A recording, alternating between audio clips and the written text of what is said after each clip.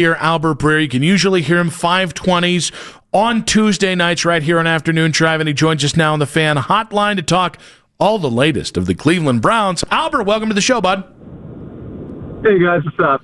Well, I'd like to get you on the record. 2 starts in. How are we feeling about Shedeur? I mean, I think he's looked comfortable. It hasn't looked too big for him. I still think we just don't know enough, to really move too far off whatever position you were on initially. So, if you were thrilled to see him in there, then I'm sure you want to see more. If you had serious questions on him, you want to see more. It's just, I don't know that he's really dispelled what his reputation was as a player, and the flaws that are in his game. But he also hasn't reinforced any criticism there's been of him either. It's just sort of, I think he is what he is. I don't feel we've seen enough to really know that he's anything more than a 5th round pick. Who's playing out the string for a bad team. And again, we'll see if he gets more opportunities to show more than that. What'd you make of Schefter over the weekend saying, if he plays good, he's got a long runway and all these other quotes from, I would imagine people inside the building, to then have Stefanski asked about what the status is, and it's he's going to he'll have this next week, and then when followed up, hey, is he going to have anything more than next week? He refused to answer. Did you make anything out of that? Yeah, I mean, I love Adam, but isn't that obvious? I don't know. I saw that headline, and I kind of my first thought was, if he plays well, he's going to keep playing. Isn't that everybody in the NFL? Yeah, exactly right, yeah. I don't know. I mean, it wasn't he has a chance to be the quarterback in 2026. It was just, if he plays well, he'll keep playing. If he keeps playing well, he'll play the rest of the year. I think that's what we all assumed it would be, right? It's not like the Browns have any other option sitting behind, door number 2, where it's yeah, we have to see this. I mean, you might, again, and I've laid out the case for wanting to see Deshaun Watson and getting a chance to see what he has, coming off the Achilles. And, I think the Browns might want to do that at some point, but it's not there's something that's going to turn your season around, because it's already gone for the most part, if you move off of Shedeur. So, yeah, I mean, if he keeps playing well, he's going to stay in there. I don't know. I felt like that was kind of self-explanatory. Albert, I know Jimmy Haslam back at the owners' meetings in April said he's got belief in these guys. They all took it on the chin for the Deshaun thing. And obviously now they're 3-9. We got 5 games to go here with 5 weeks to go. 5 games left for this season and 5 weeks to go in Berea. Is everything still copacetic amongst the thought partners in Berea? Yeah, I mean, as far as I know, it is. Now, I think how the rest of the season plays out, it'd be stupid to sit here on December 2nd saying, oh, yeah, what happens the rest of the year is irrelevant. It can't be, if the team were out on the coaching staff over the last couple of weeks of the season, or it looked really bad, it'd be naive to think public sentiment couldn't play into this to some degree as well. And I understand that's not in the best place. I've said this to you guys a few times over the last couple of years. I really believe that, Jimmy Haslam and his family worked really hard to try to figure out, what they wanted their structure, their football structure to look like. And I think, with Stefanski and Barry, they sort of have what they want. You know what I mean? Just as far as how you have things set up and the workflow and the reporting structure and all that different stuff. And that's why I think they're going to be a little more reluctant to just throw that out, So I think they like the guys in charge. They like the structure they have. And they understand that this was, I think a rebuilding year from the very beginning, going back to the way they operated during draft weekend. And so what does it take to fire somebody in that sort of spot where you like the structure, you like the people, and you've acknowledged it's a rebuilding year? I think it would take it really looking like, man, there's no light at the end of the tunnel at the end of the year. I want to know if this even crossed your desk and got on your radar or not, because we made a big deal for the past 48 hours or so about Jeudy and Shedeur Sanders and that interaction on the sidelines. Okay, you did. I didn't know.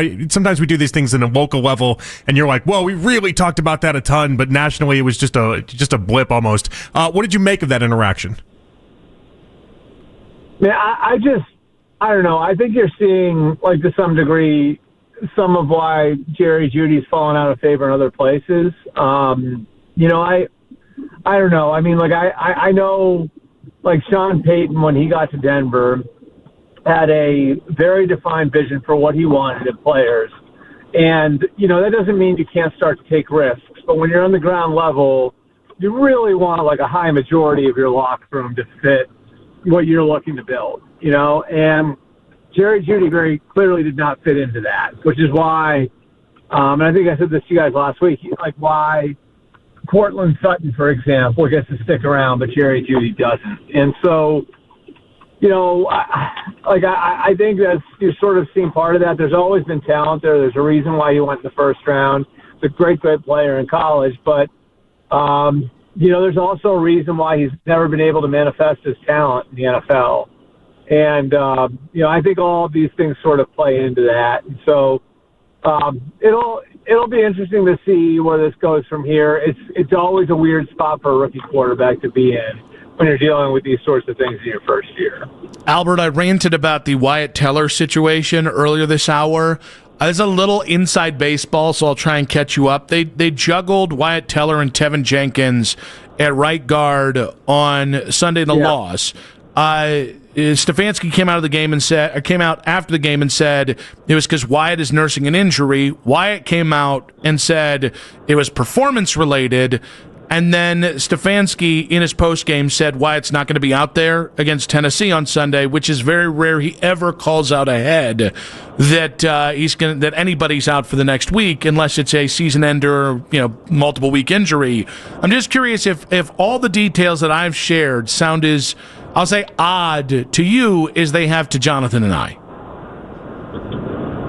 So wait a minute, let me get this straight. It's honestly the first I'm hearing it, right? So he alternated with Tevin Jenkins last week. He said it was injury related, or Kevin said it was injury related. Then the reporters went to Wyatt. Wyatt said it was performance related, and now Kevin's saying he's not playing at the Titans. Yes, correct. You got that it right? Yep. I mean, if it was another player other than Wyatt Teller, I would think it was disciplinary. A guy who is, given a lot to the franchise, is a veteran player. Like, I would think, like, this is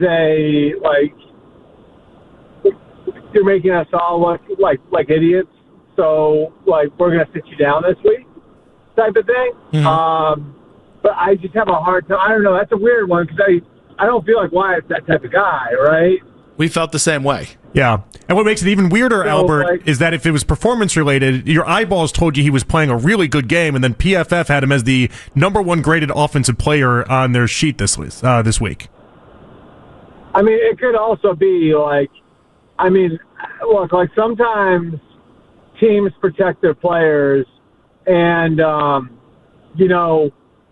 part of protecting your players is when they're hurt, you say they're hurt, so people don't think that they're.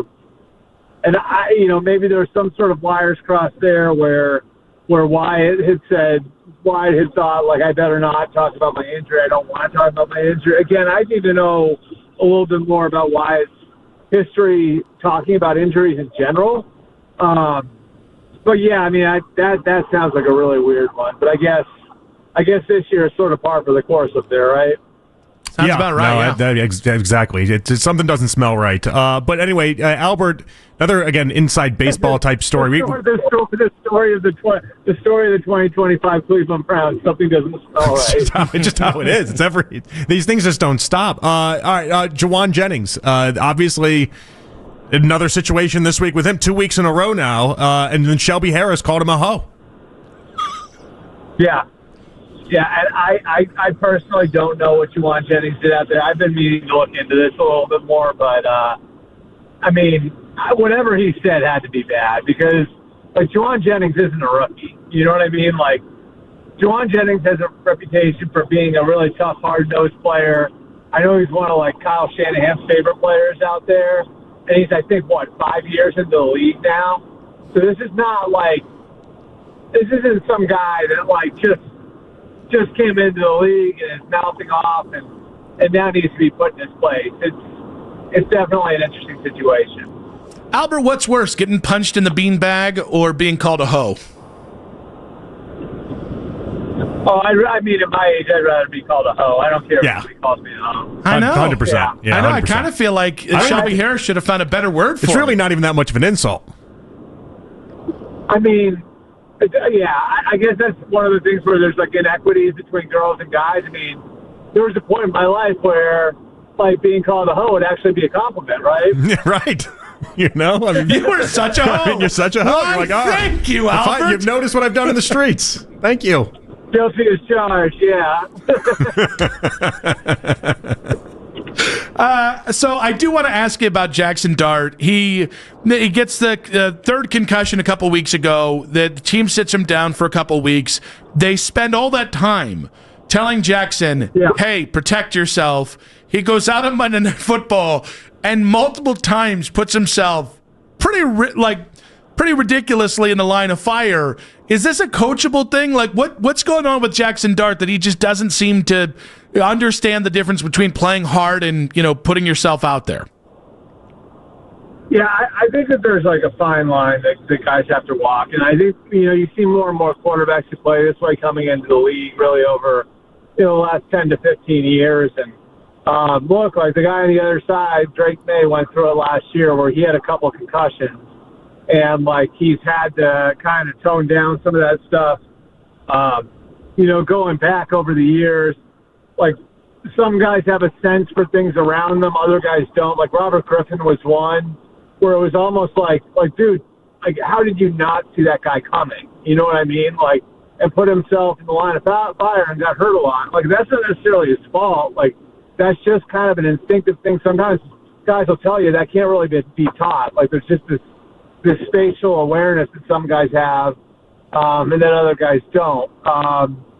So I'd say, like, in a case like this, the coaches, I'm sure, are going to be all over Jackson despite his denial after the game on it, and are really going to try to, like, coach him hard on it, because it is such an important thing, and it isn't something that should just be dismissed. But you also don't want to take all of it away from him either. And, I've made this point a lot, like, with some of these quarterbacks, and it's like, at some point, like, you do have to stop being, like, the sort of caretaker of a quarterback's health. You know what I mean? Like, and, he does, there is an element of this that helps a young quarterback develop and grow, in that, like, if they got to account for you as a runner, it's gonna change the math for the defense. The defense might have to take somebody away out of coverage to deal with you, or they might have to play zone instead of playing man, and so it'll simplify things on you. It just changes the whole dynamic on defense. Plus, when a guy runs for one, if you're playing good defense, the guy runs for, if one runs to convert like a third and 4 or third and 5, that can really be a back-breaking thing. So there are lots of good things about your quarterback playing that way, but I'd agree, like, it's a challenge for everybody trying to find that balance, and Jackson's still a rookie. I think he'll learn, but that wasn't good last night coming off a couple concussions. Albert, I feel like for a couple years now we've heard the fire Mike Tomlin discussion, but I don't know that I've ever heard the Steelers do fire Tomlin chants. They booed during Renegade. Tomlin's quotes today I thought were also a little weird. Like, asked if he heard the fans saying he has to go. He's like, in general, I agree with them, and then went on a rant about sports being entertainment. Like, it feels like there's more to this story, but the fan base in Pittsburgh is as upset as I think I've ever seen them. Do you agree with that assessment, and how do you see this?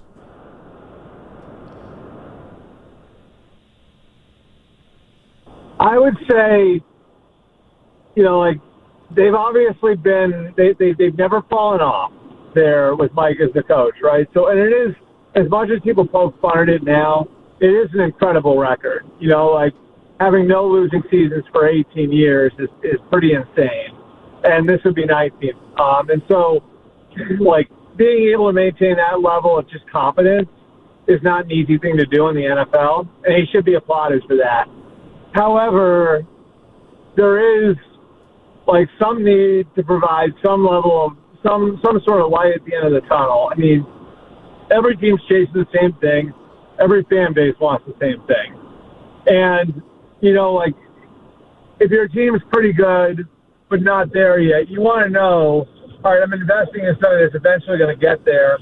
And I think, like, there's this natural point now that is probably creating angst within the fan base, which is we've got this older team. We went all in on this older roster. Guys like T.J. Watt, who you pay again. You trade for Jalen Ramsey. You bring in Darius Slay. You got Cam Hayward back. And then you bring in Aaron Rodgers. And it doesn't look a whole lot better than it did before.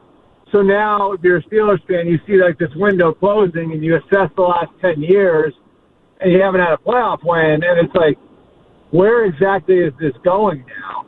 And I think that naturally, both internally and externally, brings up those questions, like, is this the guy we want leading us into the next phase of whatever the Pittsburgh Steelers are going to be?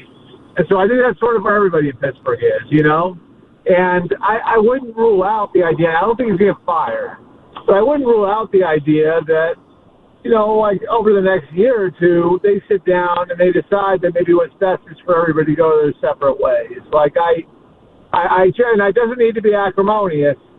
It's just, look, at some point, like the clock hits zero on your time with the team. And, Andy Reid got to that point. He was actually fired, but Andy Reid got to that point in Philadelphia, and it wound up being great for everybody, the divorce, which, really happens that way. But, I think Mike Tomlin and the Steelers could certainly look at their situation and see that sort of ending coming.